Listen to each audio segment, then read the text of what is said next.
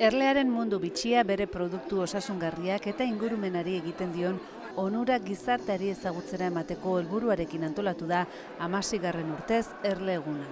Polinizazioa oso garrantzitsua da eta ez dugu askotan baloratzen zelan egiten duten beraiek gure inguru guztia ondo ukitzen.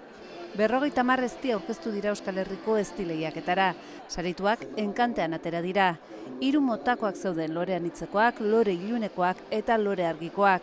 Baina aurtengo uzta nahiko kaskarra izan da eguraldia dela eta. Udaberriak ez zuen gehiegi hasieran ondo hasi zian, baina gero udara txarra izan da eta nahiko murritza izan da.